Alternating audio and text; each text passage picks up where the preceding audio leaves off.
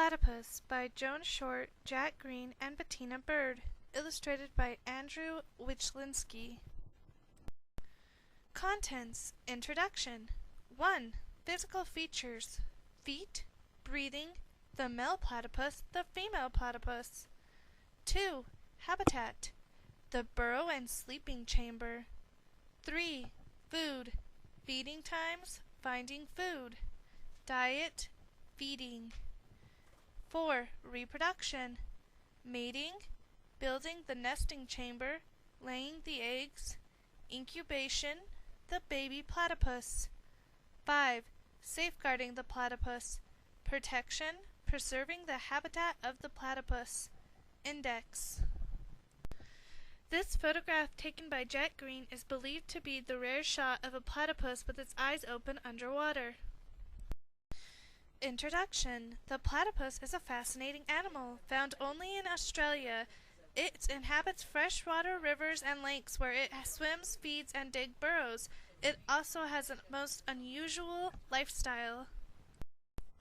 Number 1. Physical features. The platypus has a number of unique features. It is the only animal in the world to have a bill, webbed feet, and fur, and to feed in water.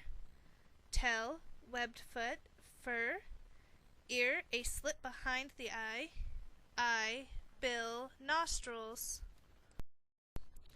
Feet. The feet of a platypus are designed for both swimming and digging.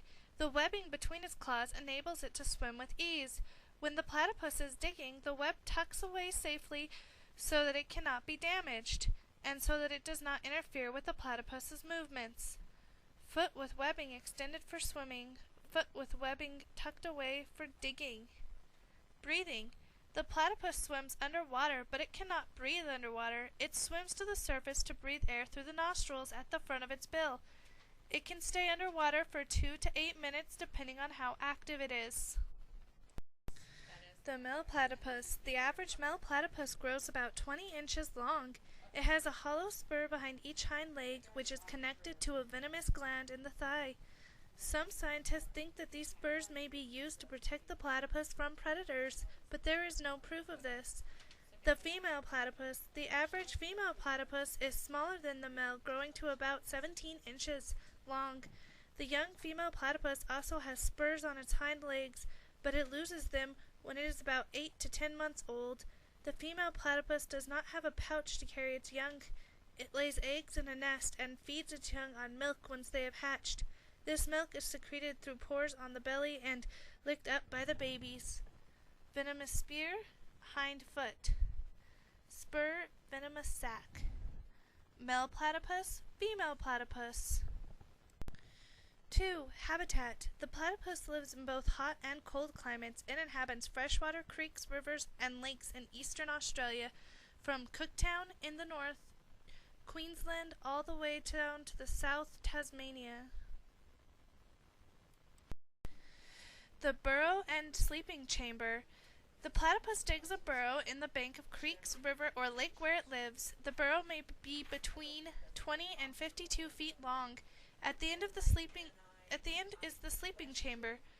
There is often several entrances above water level. Entrances are well hidden from predators by overhanging reeds, grass, and bushes.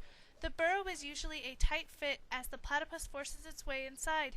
Any water on its fur is squeezed out. The animal enters the sleeping chamber reasonably dry. 3. Food. Feeding time. The platypus usually feeds in the early hours of the morning and from late afternoon into the night. In the between feeding times, it rests in the burrow or lies in the sun at the burrow's entrance. Finding food. The platypus finds all of its food in the water. When it is feeding, it moves its head from side to side so that the sensitive nerves on its bill can find the food. Diet. The platypus eats crayfish, worms, insects, fish eggs, and water plants. It also takes in mud from the riverbed. As it probes with its bill, the mud contains teeny water creatures called plankton, which are probably also part of its diet. Feeding. When the platypus has found its food, it comes up to the surface to breathe and to chew the food. It crushes the food with the horny, grinding pads on the base of its bill. Winter food, summer food. Diet of the platypus living in the shallow river of NSW. Skull of a platypus, showing horny, grinding pad at base of jaw. 4. Reproduction. Mating. Scientists think that platypus mate in the water and sometime between July and November. Mating time depends on the climate in which the platypuses live. Building a nesting chamber. The female is ready to lay her eggs about 4 weeks after mating. She digs a special burrow branching off the main burrow, and at the end of this new burrow she digs a nesting chamber. She collects leaves, grass, and builds her nest. She also collects a wad of mud and damp leaves. She brings this into the burrow and uses her tail to push it all together to block the entrance. Laying the eggs. The female platypus usually lays 2 eggs. However, sometimes she lays only 1 or as many as 3. When the eggs are laid, the platypus curls herself around them to keep them warm. The mud and leaves blocking the entrance help to keep out the air moist, and this stops the leathery eggs from drying out. Plug of mud and damp leaves. Nesting chamber. Incubation. While she is incubating her eggs, the female platypus does not leave the burrow to feed. Her body lives on the fat stored in her tail during the 10 days required for the eggs to hatch. The entrance to the burrow is blocked all this time, so there is less and less oxygen left in the air inside the burrow. Scientists think that the platypus has a special way of storing oxygen in its blood to last through the incubation. Nesting chamber. The baby platypus. A baby platypus uses a tooth to break out of its egg. The tooth falls off soon afterwards. The baby platypus is about 1.5 inches long. Its bill is short and soft and slightly fleshy around the edges so that it can suck the milk from the mother's patches on the mother's belly. The mother needs food to replenish her milk, so she hurries out of the burrow from time to time, feeds, and quickly returns. Young suckling. The eyes of the baby platypus do not open until it's about 11 weeks old. A week later, it takes a short swim close to the entrance of the burrow and begins to search for its own food. It growls, squeaks, and plays like a puppy. After 3 months, it is fully weaned and able to look after itself. Young platypuses at play. 5. Safeguarding the platypus. Protection. Many years ago, hunters killed the platypuses for their fur. People feared the platypus would become extinct because it was being killed in such large numbers. State governments then passed laws to protect the platypus. This means that no one is allowed to kill or capture a platypus.